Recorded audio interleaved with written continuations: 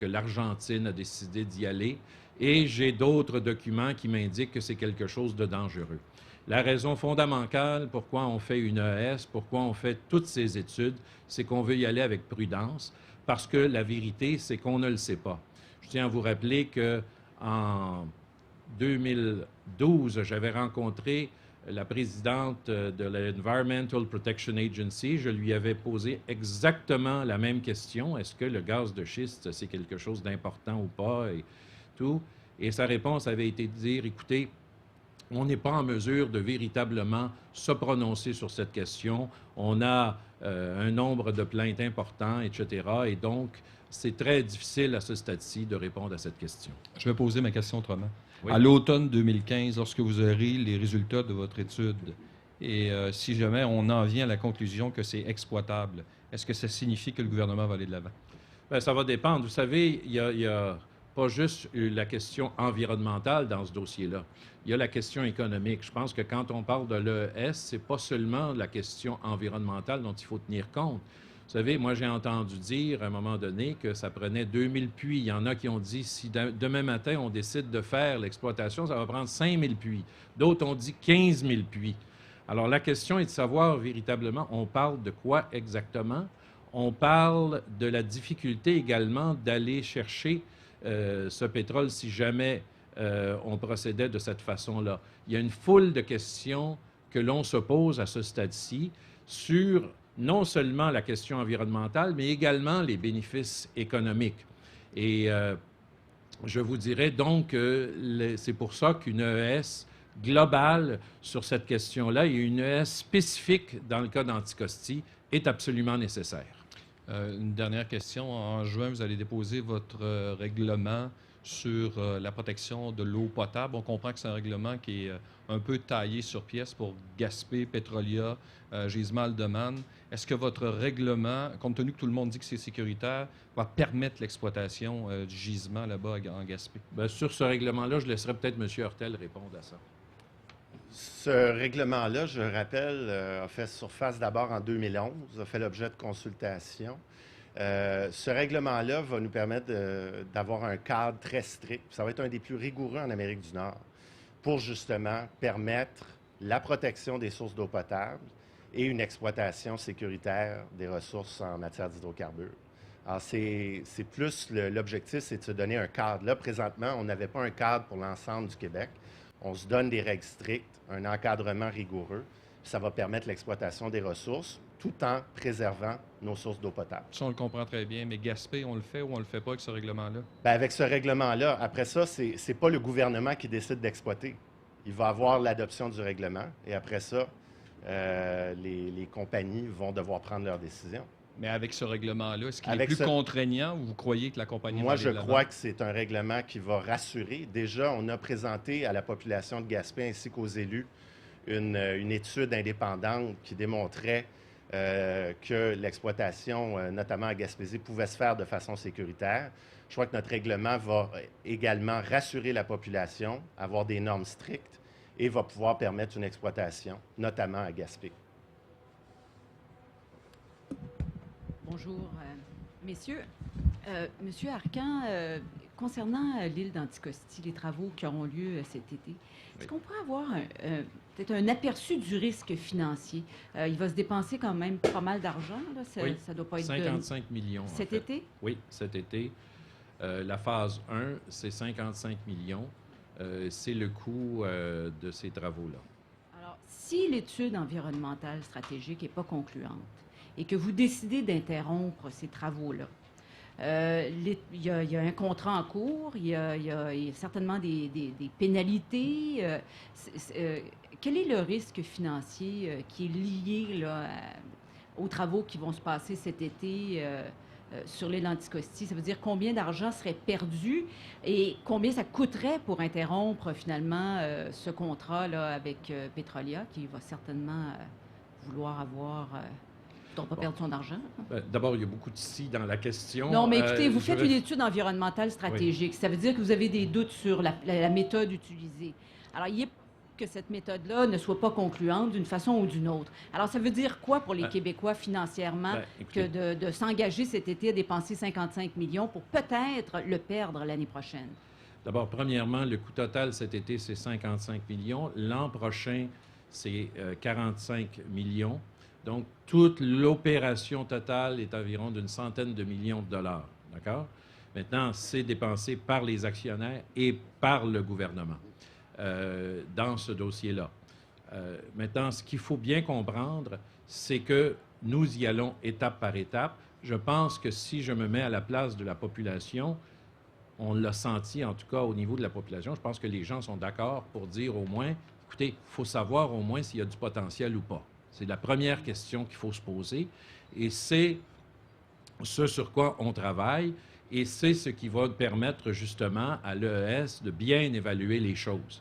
Et c'est pas pour rien, d'ailleurs, que l'EES va se terminer, la EES sur Anticosti va se terminer quelque part en mai ou juin 2015 pour savoir si véritablement, il n'y a pas juste la question environnementale, il y a le coût économique de ça qui est aussi important. Est-ce que véritablement d'aller chercher ce pétrole-là au niveau environnemental, c'est justifiable? Et est-ce que c'est justifiable aussi sur le plan économique?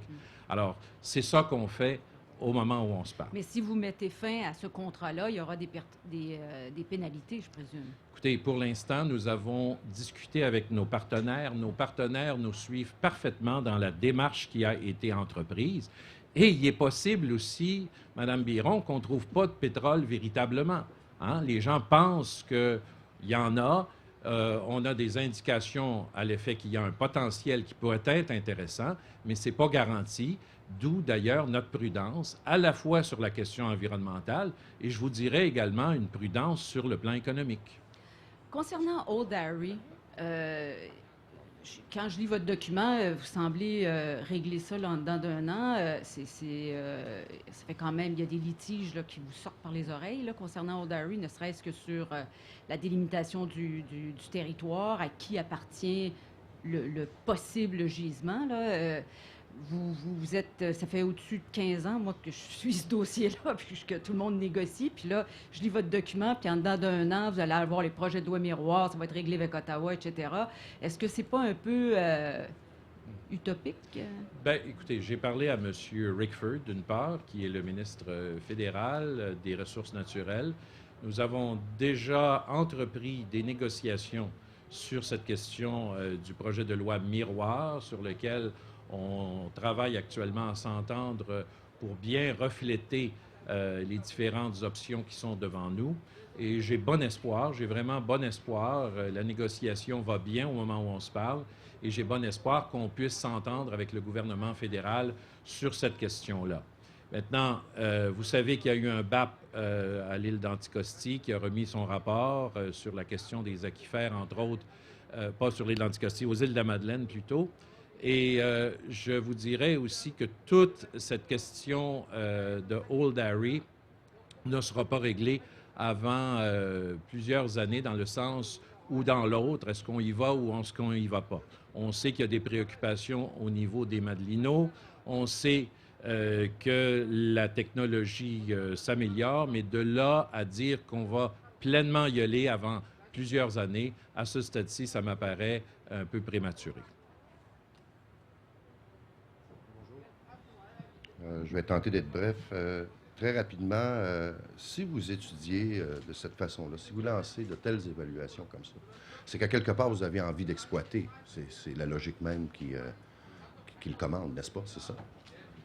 C'est que vous avez un préjugé favorable à l'exploitation et c'est ce que vous voulez vérifier. Parce que vous ne lancez pas des études comme ça en se disant « j'ai aucune idée ». C'est que quelque part, il y a une direction qui est donnée. C'est que vous voulez exploiter le potentiel qui se trouve là. C'est ça. Bien, écoutez, vous savez qu'on a entendu dire qu'il y avait un potentiel là de plusieurs milliards de dollars de revenus. Est-ce que c'est vrai? Je pense que c'est la moindre des choses d'au moins aller voir ce qu'il y en est, d'aller voir si véritablement il y a cette manne dont on dit qu'elle est là. Au moins, je pense que c'est responsable de dire ensemble, comme Québécois, on veut quand même aller voir ce qu'il y en est et après ça, on prendra nos décisions.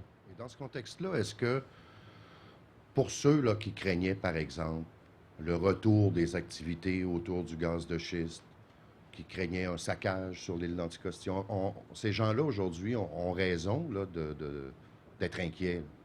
Oui, mais j'ai parlé ce matin au maire de Port-Meunier et j'ai parlé au préfet également. Et je dois vous dire très franchement que ces gens-là nous suivent actuellement dans la démarche que nous faisons. Ils étaient tout à fait en accord avec ce que nous annonçons ce matin. Et vous savez, nous avons travaillé de concert avec les gens sur place. Nous connaissons très bien la problématique de l'acceptabilité sociale et c'est pour ça que nous voulons y aller étape par étape. Et nous essayons au niveau des hydrocarbures, et c'est ce que nous faisons avec l'ES, s'assurer que véritablement on ait une direction qui est la plus cohérente. La réalité, comme vous le savez, c'est qu'on va avoir besoin de développer évidemment le transport électrique. La question du gaz naturel est aussi importante pour nous. Et si, évidemment, on peut exploiter le pétrole de façon propre et sécuritaire, c'est sûr qu'il y a un intérêt pour nous. Si je peux me permettre, on l'a dit clairement durant l'annonce, explorer, c'est pas synonyme d'exploiter. C'est pas parce qu'on explore que nécessairement... Non, c'est... Bien, c'est parce que là, il y a plusieurs questions, puis ces questions-là viennent notamment de la population, elles ne viennent pas juste du gouvernement. C'est les citoyennes et citoyens qui posent des questions, puis on n'a pas les réponses. Puis ce n'est pas seulement au niveau environnemental, c'est au niveau économique, au niveau du transport. Alors, toutes ces questions-là doivent trouver réponse. Et après ça, même s'il pourrait y avoir des situations, notamment en Anticosti, où même si on découvre qu'il y a des réserves de pétrole, qu'on ne les exploite pas. Et ça, c'est une conséquence très réelle et très possible de l'ES. Alors, il faut être très clair là-dessus. Ce n'est pas parce qu'on explore qu'on va nécessairement exploiter. Bonjour, messieurs. Patrice Bergeron, la presse canadienne. Monsieur Arcan, vous étiez aux premières loges lorsqu'il y a eu tous les mouvements anti-gaz de schiste dans la vallée du Saint-Laurent, la crise, le chaos, tout ça. Est-ce que vous considérez que le gouvernement a appris de cette période-là extrêmement trouble? Je peux vous dire que tous ces forages qui ont eu lieu dans les basses terres du Saint-Laurent, c'était à une période où les gens n'avaient pas, évidemment, de compréhension possiblement là, des implications de ça. Et à l'époque, évidemment, il y avait un film qui s'appelait Gasland qui avait évidemment très frappé l'imagination du public et certaines chroniques à l'époque également dans la presse qui avaient été très dévastatrices. Et il faut le dire, il n'y avait pas sur le plan gouvernemental des normes suffisantes à l'époque pour véritablement faire ce genre d'exploitation-là de façon raisonnable. Alors oui, le gouvernement a appris au fil des années et là, bien, nous allons être encore évidemment beaucoup plus prudents dans cette approche et nous allons suivre cette démarche-là avec la population. Et tout à l'heure, vous avez dit les entreprises demandent à être mieux épaulées dans toute cette démarche d'exploration-exploitation. Quel est le message que vous lancez aux entreprises aujourd'hui? Bien, je pense que le premier message au niveau des entreprises, qui est très important, je pense que les entreprises doivent reconnaître que l'acceptabilité sociale avant tout projet est toujours un élément fondamental. Ça, c'est la première des choses. Et notre rôle en tant que gouvernement est d'assurer aux entreprises des règles claires et de la prévisibilité. Et c'est exactement la démarche que nous faisons aujourd'hui, c'est de tracer les éléments qui vont nous permettre justement d'avoir ces règles claires-là et de la prévisibilité. Si vous me demandez aujourd'hui le développement, par exemple, énergétique, pour moi, il est clair qu'il faut continuer, bien sûr, dans tout ce qui s'appelle transport électrique, transport de gaz naturel pour les camions. Je pense qu'on va aller de plus en plus dans le gaz naturel liquéfié, particulièrement sur la côte nord. Ça, ce sont des enjeux qui sont, à mon avis, incontournables au moment où on se parle. Mais pour le reste de ce que je rappellerais les éléments plus controversés, je pense qu'il faut prendre le temps de bien étudier la situation. Donc, quand vous dites mieux les épauler, vous dites on va mieux vous accompagner finalement? Ou... Bien, on va vous accompagner. Je pense qu'il y a des demandes qui sont faites souvent au ministère pour bien comprendre les règlements, que ce soit au ministère de l'Environnement ou au ministère de l'Énergie et des Ressources. Et nous allons bien sûr donner aux entreprises là, le meilleur accompagnement possible, les règles les plus simples et les plus claires possibles. Merci. J'ajouterais à ça que sur l'épisode des basses terres du Saint-Laurent au niveau des gaz de schiste, ça a justement démontré que l'acceptabilité sociale en amont est une composante essentielle d'un développement de projet. Et là, maintenant, tous les projets, tous les promoteurs doivent intégrer dans leur démarche, dans leur échéancier, une phase qui inclut l'acceptabilité sociale. Et ça aussi, au niveau du ministère de l'Environnement, nous allons accompagner justement les promoteurs, travailler avec les populations pour s'assurer que ces démarches-là soient faites de façon encadrée. Bonjour, messieurs. Le jour où vous vous retrouverez devant un potentiel économique démontré, mais que la population va dire non, qu'est-ce que vous allez faire? Écoutez, d'abord, premièrement, ce qu'on essaie de faire actuellement, c'est d'avoir les choses les plus claires possibles. C'est sûr que sur ces différentes questions-là, il n'y a pas d'éléments qui sont clairs et il est sûr, encore une fois, il va falloir définir quel est le consensus sur bien des questions. Moi, j'ai eu à travailler, M. Caron, sur des questions, entre autres, même d'éoliennes, dans lesquelles, dans certains secteurs, là, on disait qu'il y avait de l'opposition, mais on faisait des analyses et c'était presque 50-50. Alors là, vous êtes dans une autre problématique.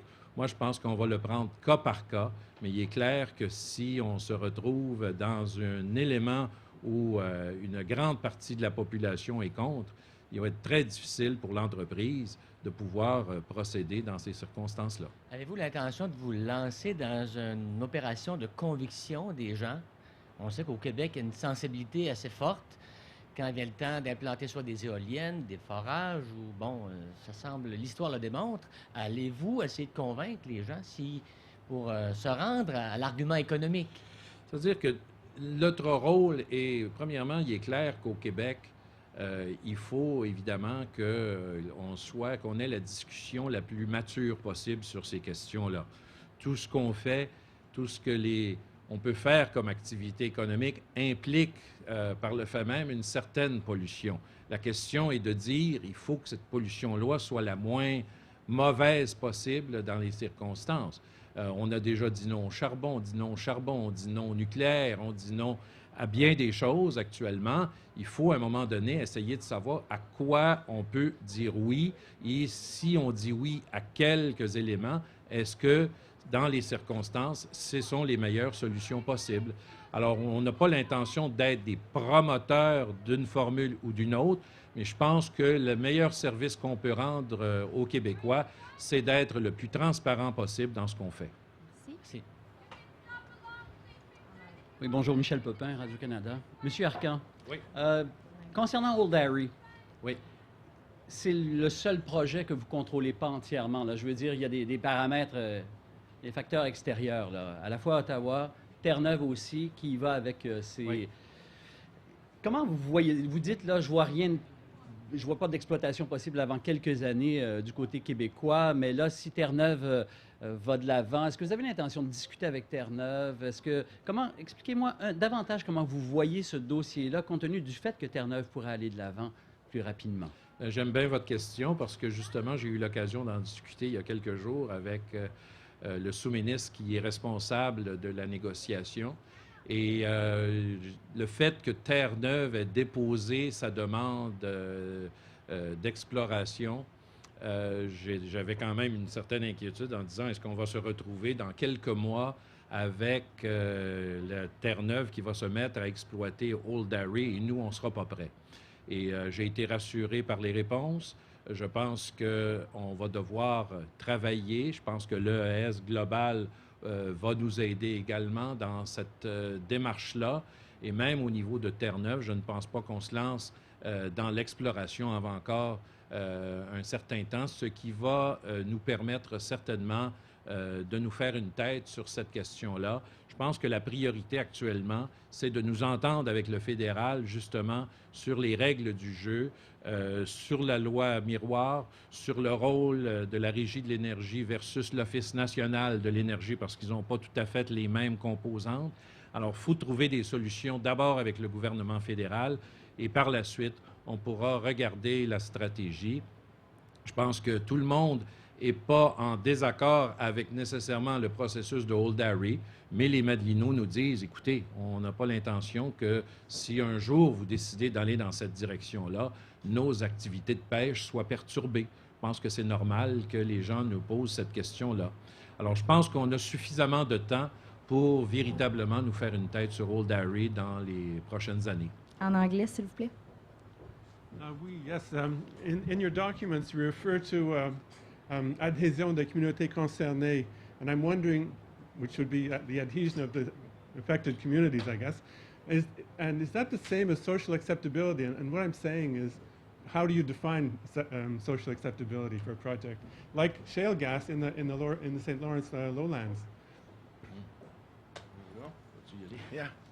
Well, the social acceptability, you cited the example. So in the lower Denali Basta and the lower St. Lawrence, what we saw is that there was clearly no social acceptability. Right. And so what we need to do first in other cases is to get all the information. What we're lacking right now when we're talking about, either we're talking about shale gas, shale oil, the whole file, what we're missing right now is key components of information, whether it's regards to transportation, the drilling, everything, fracking, all the different aspects. We're missing a lot of key aspects of what is needed, not only for the population, but for us as a government to know if we can move forward or not. So before we get to social acceptability, we need to do all the remaining studies we announced today, plus integrate all the information we already have. And then with that, we have enough information to inform the population, inform the government, and then see if there is social acceptability to move forward in specific cases. So then it could be in the future, if you have the assurances that you would like to have, that you could go back to people in these areas and say, which are very populated areas. There's about 2 million people living in that area. You could go back to them and say, if we do it this way, it will be safe. Is that the... Well, I wouldn't say we would go back to them because they're going to be involved in the whole process. Okay. So we're not going to say, okay, we're going to go away now and do some studies and come back to you later and tell you what to think. What we're going to do instead is work with the different populations, get the information, because, for example, if you're looking at the lower St. Lawrence, what we did already one BAP. There is an ES also that was done. And now we have another BAP underway, which is supposed to file its report by the end of November of this year. So we're going to have all that information, plus the ES, the global ES. Well, with that information, the people involved, everybody involved, so the population, citizens, groups, government, promoters, everybody's going to have a say and be involved in this whole gathering of information. And then once we have a clear position, they will be part of the solution. We won't go back to them with a solution. They will be part of the solution. Thank you. Bonjour, messieurs. How does this not appear to the average Quebecer like you are opening the door, possibly, eventually, to shale gas exploration? Well, we said it very clearly. First of all, there has to be answers to all the remaining questions. So if you look at shale gas right now, like I just said, there's already been one BAP. There has been an EES. Now there's another BAP underway, which will bring the information, more information to the well. So that's a whole series of key information that will bring back to the EES Global that we announced today. So we have to finish that whole process before we even look into reopening the whole shale gas question. Plus, Minister Arcan announced that there's going to be a law that's going to be enacted that had a certain said stopped the exploitation of shale gas in Lower St. Lawrence. So you have all these series of guarantees saying clearly that we're not going to move forward. Plus what we're doing at Anticosti also, the specific EES, is also going to inform on the question of shale gas, because we're talking about shale oil, and basically a lot of questions are relatively the same. So when you look at the entire field, there's no clear signal that we will move forward. And again, we said it very clearly. Even if we find out that we can move forward it doesn't mean that we will. And on the topic of Anticosti, what did the previous government fail to do that it should have done? Well, it didn't give the people an integrated, coherent, and rigorous game plan. What we had, if you look at TransCanada, Lower St. Lawrence, and Anticosti, you had 3 different ways of looking at it. Now what we're presenting today is an integrated plan that gives you a clear direction on where we need to go, which questions need to be answered before we can move forward. And that should clearly reassure the population, and they will be informed throughout the process. And so the way we're going to proceed is transparently. We're going to give them all the information as we get it, and that way we'll be able to take the best decisions possible depending on each case. Hi there, it's Max Harold with CTV. You've just cited so many studies that have already been done. I'm wondering if you're concerned that this is despite what some of my other colleagues have implied, it's a go slow message and sort of works against development, especially coming from a government that has said it wants more business, more development. What do you think the message is with all of these studies that need to be now, new studies need to be done? It seems like a delay. Well, I think that unless we are 100% sure that we think it's the right thing, I think we need to do studies.